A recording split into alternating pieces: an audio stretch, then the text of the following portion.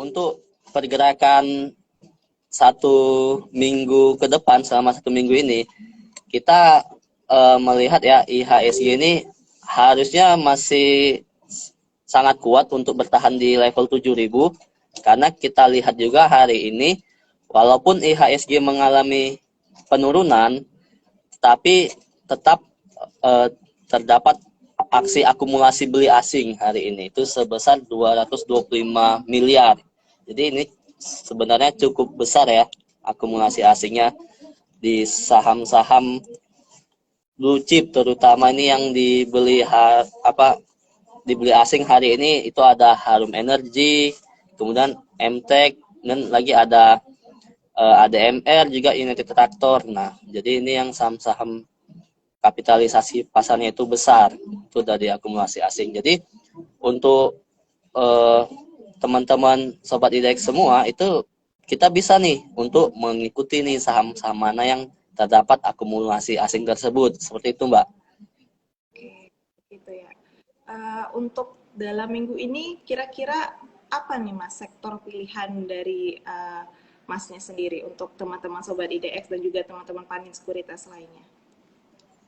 Oke Mbak Andin, jadi untuk pilihan sektor, kita ada beberapa sektor yang kita pantau ya untuk 1 minggu ini, di mana ada sektor energi yang pertama. Nah, dari sektor energi itu Bapak Ibu bisa tuh lihat ada Medco Energy. Kenapa? Karena sebelumnya Medco telah mengalami koreksi selama 1 minggu, di mana diyakini bahwa pada level ini akan terjadi technical rebound. Jadi Bapak Ibu bisa pantau untuk Medco-nya, mana untuk area beli sendiri ketika berhasil kembali di atas MA5-nya untuk Medco sendiri. Kemudian juga dari kenapa Medco, karena dia sendiri di sektor minyak ya Mbak. Jadi memang harga minyak sendiri kita ketahui itu masih mengalami peningkatan di harga globalnya, sehingga potensi untuk terjadinya peningkatan pendapatan terhadap perusahaan itu juga sangat besar karena harga komoditasnya juga mengalami kenaikan. Kemudian yang kedua ini ada Antam. Antam boleh Bapak Ibu perhatikan, di mana Antam telah mengalami penguatan ini hari kedua, dan hari ini berhasil kembali itu di atas MA5 dan MA20. Jadi mengkonfirmasi bahwa trennya itu semakin kuat untuk rebound. Tinggal kita bisa melihat apakah terjadi peningkatan volume transaksi di Antam sendiri untuk hari ini sampai dengan berakhirnya market sesi 2 ini. Itu Mbak Anin untuk energi. Kemudian ada lagi dari sektor properti ya Mbak. Untuk properti sendiri kita ini melihat ada CTRA, jadi itu Ciputra. Nah, di mana untuk saham CTRA itu sendiri saat ini memang mengalami penurunan 20 poin, atau dia 1,9% untuk CTRA. Saat ini harganya 1030.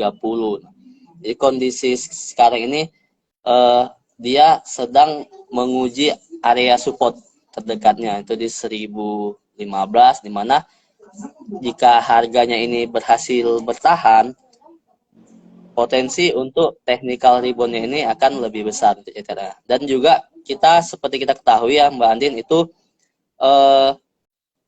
sektor properti juga sudah mengalami peningkatan penjualan, di mana kita ketahui daya beli masyarakat juga sudah mengalami peningkatan dari sebelumnya, yang waktu masih awal-awal pandemi itu kita sangat terasa sekali ya, kita mengerim pengeluaran seperti itu. Jadi saat ini masyarakat sudah lebih berani nih untuk membeli aset-aset properti. Kemudian juga ada dari sektor konsumer ya Mbak, konsumer, di mana konsumer itu kita lihat pertama itu ada Java. Nah, Java ini juga trennya masih uptrend, di mana Java sendiri mempunyai produk-produk yang udah familiar gitu di masyarakat. Dan juga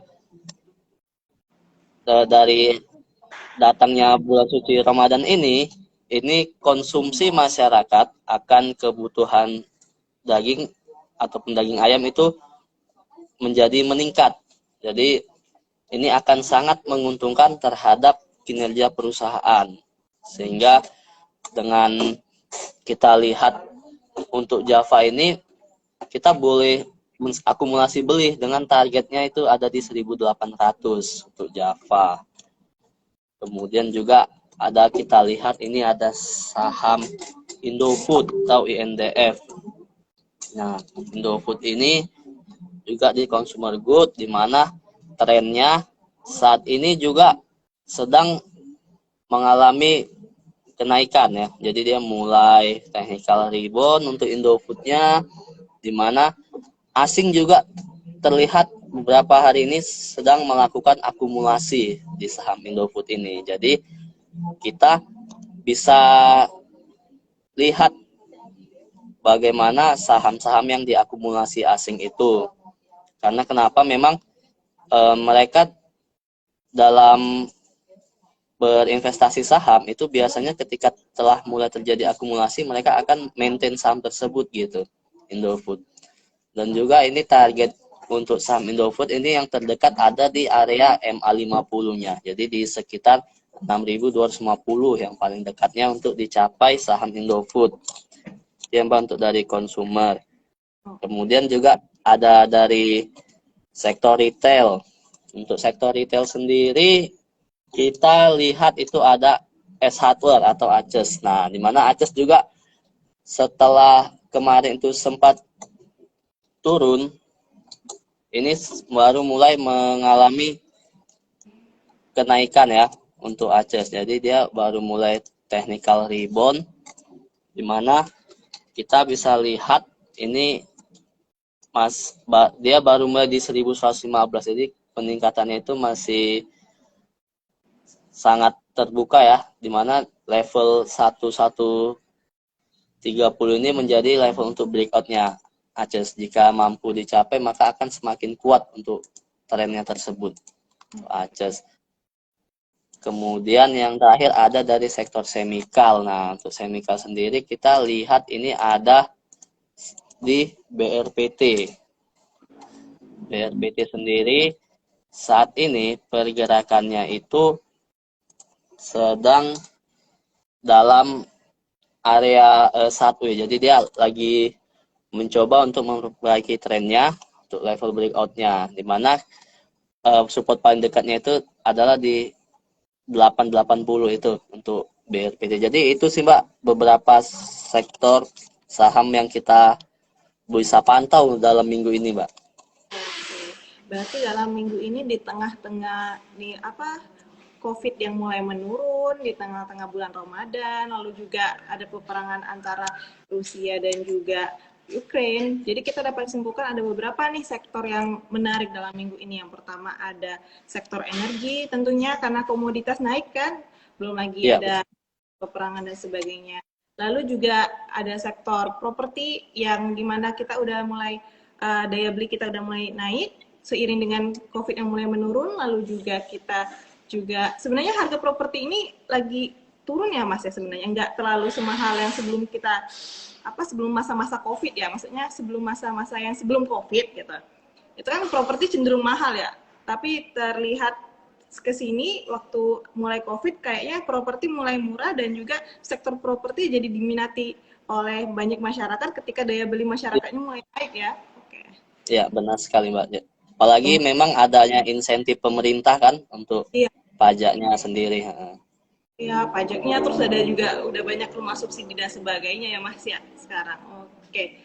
Sekarang ada juga berhubung dengan bulan puasa nih, consumer goods juga menarik ya untuk dilihat karena ada beberapa saham-saham consumer goods yang juga produknya itu kita pakai sehari-hari dan juga kita gunakan apalagi selama di bulan Ramadan ini ya.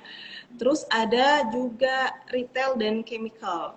Itu adalah sektor-sektor pilihan dari Panin Sekuritas untuk minggu ini. Nah, Mas, menurut Masnya sendiri nih, kalau sektor ini kan rekomendasi dari Mas ya, kita coba ke Ya, sektor perbankan nih. Perbankan itu menarik nggak sih dalam minggu ini? Apakah baiknya jangan dulu nih ke perbankan atau baiknya perbankan dicek aja dulu, kita kita pantau saja dulu dan kita lihat di minggu-minggu berikutnya, atau bagaimana nih Mas untuk sektor perbankan sendiri dalam minggu ini?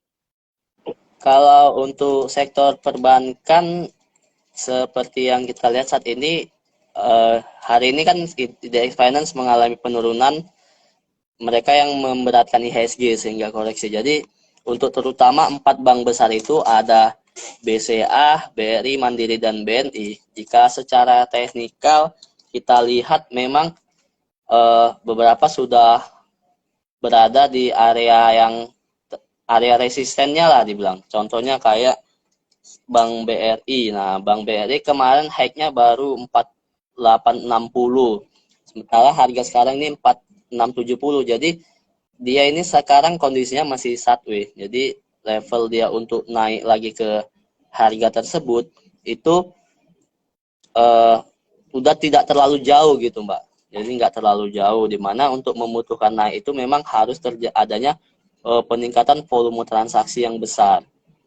Dan juga dari Bank BNI juga kita bisa perhatikan ini levelnya udah di 8.250, mana high sebelumnya itu ada di 8.500. Jadi kenapa mereka pergerakannya akhir-akhir ini mulai melambat, karena memang sudah berada di area resistennya, sehingga para investor ataupun trader masih me-wait and see dari sektor perbankan tersebut, karena dia lihat mungkin untuk level kenaikannya itu sudah tidak terlalu jauh untuk menyentuh area high-nya, sehingga mereka beralih ke sektor yang trennya itu baru mulai uptrend ataupun yang uptrendnya sedang berjalan dengan target resistennya itu yang lebih jauh, misalnya kayak sektor komoditas tadi, kemudian juga ada sektor retail yang baru mulai mengalami peningkatan seperti itu, Mbak.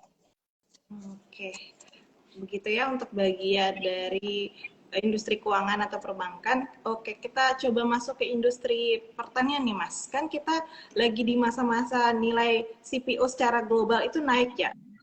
Terus kita dikenal nih Indonesia sebagai pemilik lahan sawit atau perkebunan sawit yang besar nih. Gimana nih sektor pertanian menurut Mas? Apakah menarik untuk dilirik di minggu ini atau bagaimana?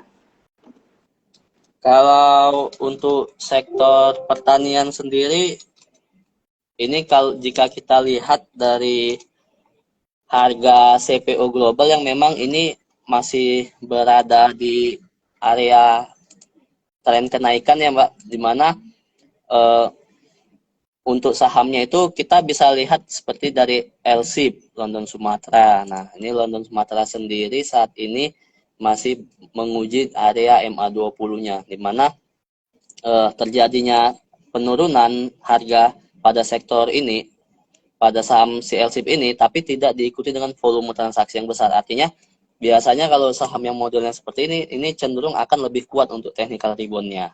Jadi untuk saham sawit ini masih terlihat potensi kenaikannya sepanjang harga CPO juga masih terjaga. Untuk saat ini kan harganya itu masih di atas 5.500. Jadi selama harga CPO-nya di atas 5.500 itu masih sangat menarik ya untuk saham-saham sektor pertanian ini, karena sudah pasti memang pendapatan mereka itu sudah pasti tumbuh tinggi nih. Kita lihat kayak pagi hari ini aja, ini yang live CPO-nya mengalami kenaikan kembali. Jadi biasanya tuh siang nanti sudah terjadi technical rebound, ataupun besok sih harusnya udah mulai jalan lagi saham sawit gitu. Oke Mas, kita tadi udah ke industri energi, properti, ada chemical juga, ada consumer goods, keuangan, pertanian, ada industri ini nih, infrastruktur dan transportasi. Di tengah um, pembangunan zaman pembangunan sekarang ya 2022 juga kita lagi banyak pembangunan infrastruktur yang ada gitu ya.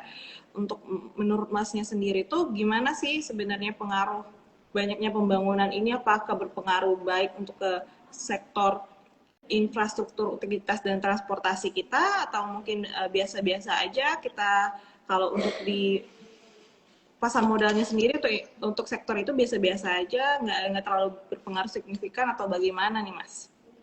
Nah, kalau kita lihat ya Mbak, untuk sektor infrastruktur itu sendiri, di mana ini di sana diwakili oleh 3 sektor yang konstruksi, ya, ada Wika, PT PPAD. Kalau kita lihat memang pergerakan saham tersebut ini udah lama nih berada di area tren turunnya ya, belum berhasil rebound. Padahal kita tahu sendiri begitu banyak rencana pembangunan yang akan dijalankan oleh pemerintah. Salah satu mungkin yang paling besar nilai proyek itu adalah pemindahan ibu kota negara. Jadi sepanjang wacana-wacana tersebut belum terrealisasi, itu belum terlalu kuat untuk menjadi trigger saham-saham konstruksi tersebut. Makanya kenapa masih tetap turun.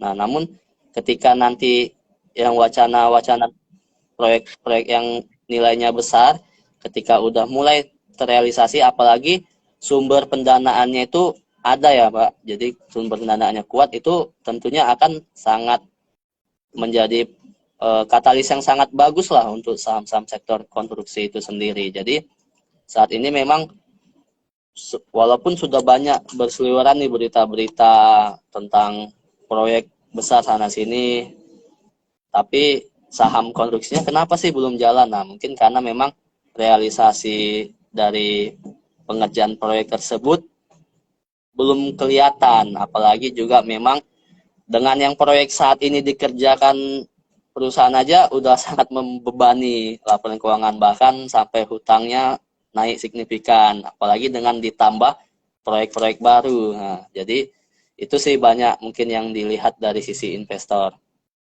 untuk saham konstruksi, Mbak. Iya, benar. Memang benar ya, selain berita-berita hanya wacana-wacana saja pembangunan, juga berpengaruh juga ya laporan keuangannya. Kalau laporan keuangannya misalnya minus dan sebagainya, dari sisi fundamentalnya kurang, terus baru wacana-wacana doang, emang kurang itu ya, kurang menarik untuk dilirik, dan juga investor pasti lebih berhati-hati pada sektor itu ya Mas ya. Iya, Oke. benar, Mbak. Untuk sektor industri kimia tapi di bagian obat-obatan nih Mas. Kan kita tahu sendiri angka COVID saat ini mulai menurun, lalu kemudian juga kita mulai aturan-aturannya mulai apa ya, lebih lenggang, lebih lebih bebas lah dibanding sebelum-sebelumnya, sebelum angka COVID lagi tinggi-tingginya nih. Sekarang kan lagi turun-turunnya tuh. Gimana nih sektor untuk kimia tapi yang bagian obat-obatan gitu, atau rumah sakit lah, saham-saham dari rumah Jadi sakit, sektor kalau obat. kita lihat ya Mbak, dari yang farmasi ya, Iya, farmasi yang obat-obatan seperti Kimia Farma, Indofarma itu, jadi eh, mereka ini kan kemarin waktu awal COVID itu memang pergerakannya luar biasa ya, karena memang banget. dilihat dilihat sama investor ini momentum gitu. Jadi momentum mereka akan mendapatkan berkah dengan banyaknya pemesanan obat-obat seperti itu. Sehingga investor tanpa melihat lagi nih laporan keuangan atau main beli aja gitu ikut-ikutan. Nah, yang mengakibatkan ketika harganya balik turun itu banyak sekali memang yang masih sangkut di atas. Dengan harga yang kondisi sekarang ini aja pun sebenarnya masih dibilang mahal ya, harga sahamnya ini masih mahal walaupun dari di level 1000-an ini. Dimana apalagi juga memang walaupun terjadi kenaikan uh, peningkatan laba gitu, kinerja keuangannya naik, tapi kan kondisinya dia baru mulai naik. Nah, biasa kan orang melihat itu seberapa bertahan periodenya untuk mempertahankan laba itu, jangan hanya sesaat aja naiknya seperti itu untuk farmasi. Kemudian untuk sektor yang rumah sakitnya itu sendiri, itu seperti ada kita lihat Mika ya, itu ada Mitra Keluarga, kemudian juga ada nanti Siloam, ada kayak Omni Hospital juga SAMI. Jadi kalau untuk rumah sakitnya sendiri ini dia ini masih tetap menarik ya untuk yang rumah sakit ini, karena kenapa, walaupun nanti COVID-nya memang udah berkurang, kebutuhan akan medis itu tetap sangat penting bagi orang lain. Jadi ya sepanjang mereka melakukan peningkatan-peningkatan pelayanan dan juga apalagi sampai melakukan ekspansi ya, ekspansi usaha, ini akan berdampak baik sih terhadap kinerja perusahaan dan juga sahamnya. Dan juga kan kita akan kedatangan nih emiten yang rumah sakit ya, mau IPO ya, Murni Teguh. Nah, itu juga salah satunya rumah sakitnya ada di Medan juga sih gitu. Oke, berarti Seperti itu, Mbak. oke untuk teman-teman sobat IDX dan juga teman-teman investor dari Panen Sekuritas. Jadi pesannya tadi itu jangan FOMO ya Mas ya, misalnya lagi Iya, COVID, benar. saham farmasi naik, jangan ikut-ikutan naik. Nanti takutnya kita nyangkut di atas gitu ya. Iya. Terus ini Mas ya, kalau dirangkum nih, kita rangkum semua pembahasan kita tadi. Menurut Mas, kita kan selain weekly market update, kita mau membahas stock picking. Jadi Iya. saham apa yang Mas benar-benar rekomendasiin untuk teman-teman beli di dalam minggu ini? Gitu. Nah, jadi untuk dalam minggu ini teman-teman bisa nih pilih saham Antam ya.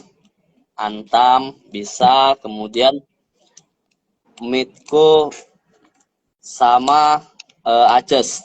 Jadi tiga itu yang paling kita banyak untuk rekomendasi ini.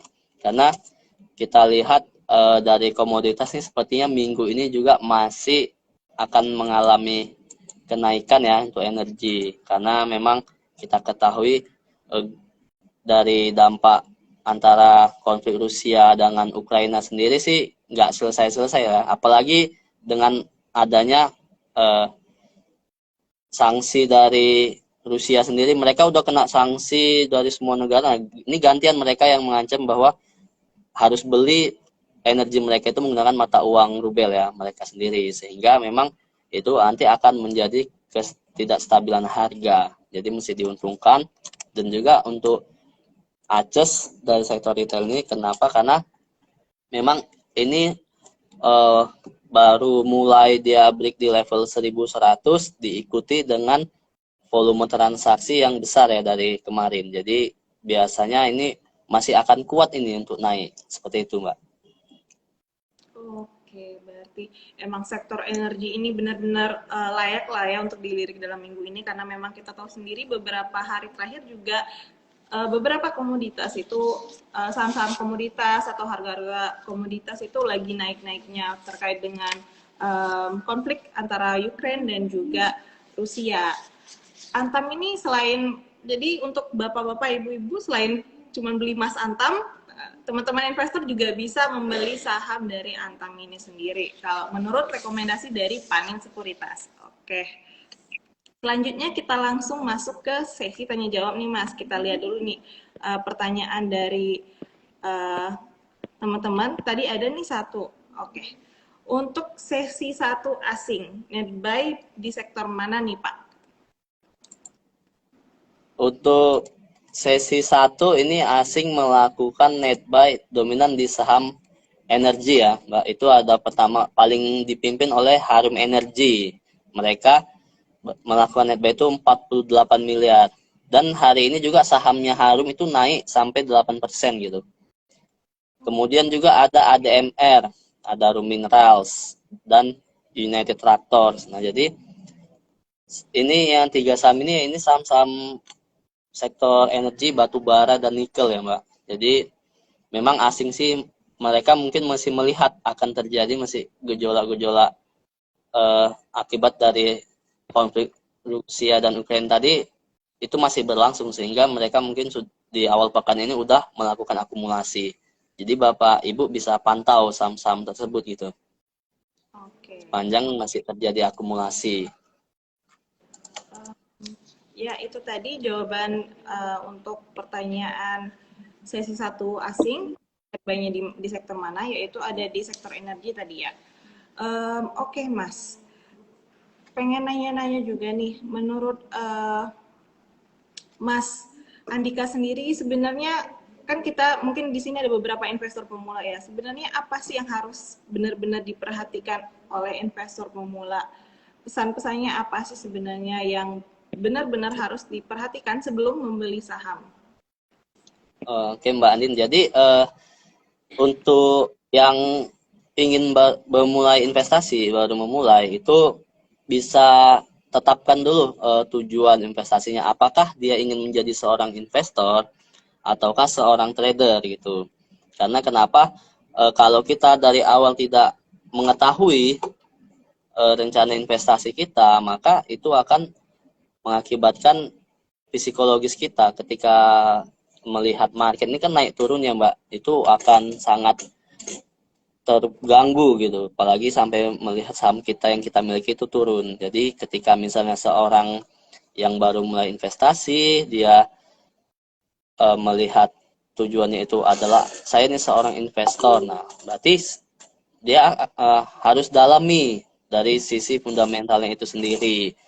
Dia bisa coba di RTI bisnis kan udah muncul tuh ya Mbak, semua informasi mengenai laporan keuangan perusahaan, profil. Nah dari situ aja dulu dia bisa baca, lihat laporan keuangan Sorry, ini pada umumnya, dia pelajari untuk fundamentalnya jika sesi investor. Kemudian jika dia ingin jadi sisi seorang trader, maka dia lihat dari sisi teknikalnya, di mana grafiknya. Untuk awal-awal kita pilih nih saham yang memang trennya itu masih uptrend ya, Mbak. Trennya itu naik. Jangan pilih saham yang trennya itu sudah mengalami penurunan atau downtrend. Karena kenapa? Jika saham itu sedang dalam tren turun, itu kita belum bisa mengetahui apakah tren penurunannya itu akan segera berakhir atau malah akan makin turun. Jadi untuk meminimalkan resiko, kita pilih saham yang sedang trennya naik, dan juga tentu tetapkan trading plan-nya gitu. Jadi ya kita udah tentu ini belinya di harga berapa.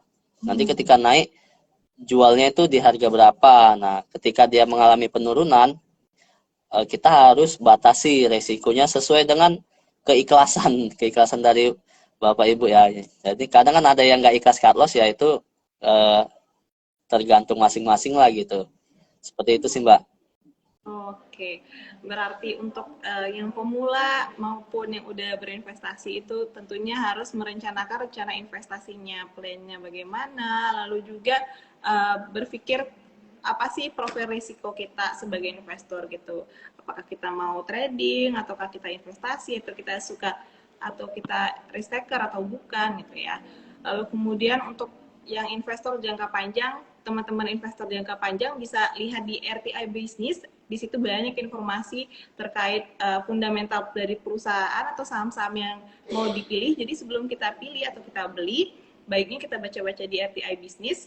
Di situ informasi semuanya terjabarkan. Kemudian untuk teman-teman yang ingin trading, itu kita lihat masuknya itu udah pas atau belum ya, kata Mas Panin tadi. Mas Andika. Mas Andika ini nyaranin kita untuk hati-hati dan masuknya itu di saat uptrend, jangan tunggu turun dulu, tunggu turun benar terus lagi downtrend, itu jangan masuk ya Mas ya, karena untuk meminimalisir risiko ya. Dan batasi risiko kita, dan juga lakukan trading plan. Jadi kalau udah ada untung, itu kita harus tahu kita mau stop untungnya di mana, atau kita mau gainnya itu di mana, di harga berapa. Jadi harus ada trading plan, tapi juga harus membatasi risiko. Ketika turun, itu baiknya dibatasi sesuai keikhlasan masing-masing. Tapi jangan sampai dibiarin itu ya, dibiarin minus terus ya. Kalau bisa dibatasi risikonya, harus ada keikhlasan dari diri masing-masing. Oke Mas Andika, kita lanjut, tadi ada pertanyaan nih.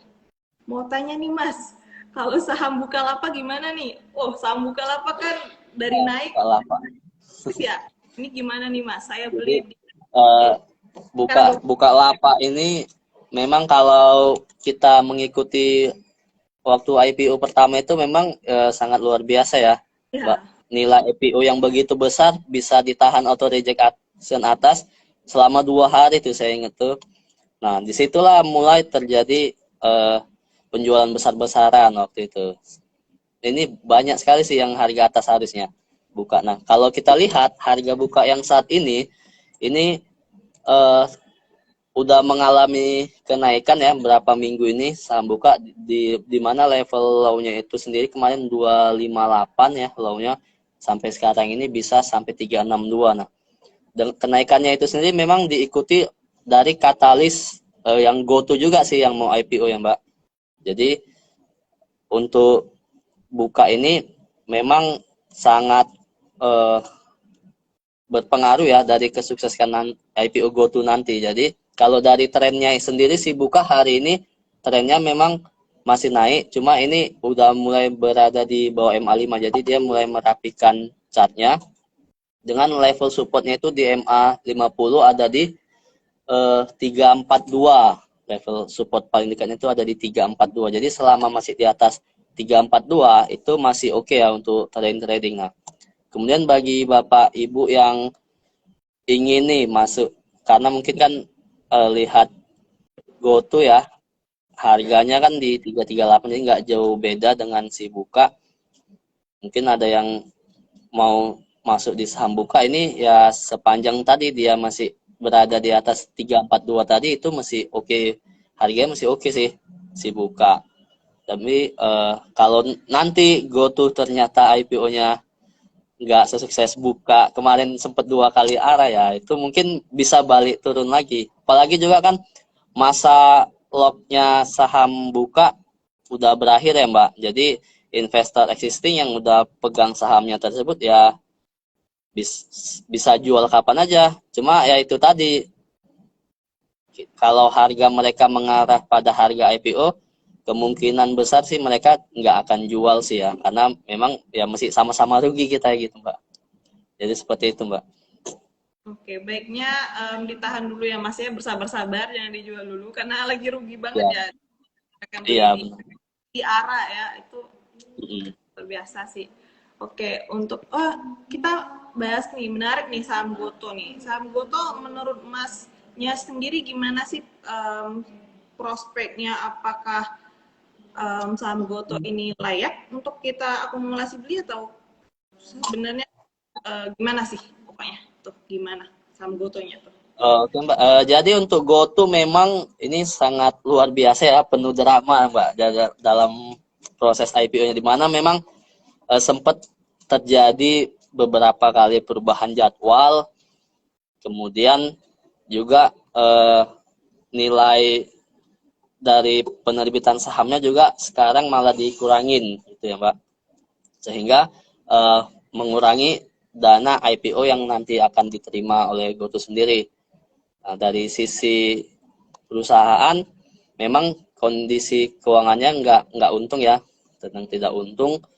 Tapi karena ini kan startup mempunyai penilaian yang beda, di mana valuasi perusahaannya itu juga besar ya, gabungan dari GoTo sendiri. Kemudian minat dari investor retail kita ini sendiri sih sebenarnya masih sangat besar ya untuk GoTo. Jadi untuk potensi kenaikannya nanti waktu listingnya tanggal 11 ya kalau nggak salah ya, Mbak, minggu depan ya. Nah itu masih sangat terbuka ya, cuma nggak tahu apakah bisa arah seperti buka atau enggak, karena memang nilai apanya, nilai emisinya itu cukup besar ya untuk GoTo.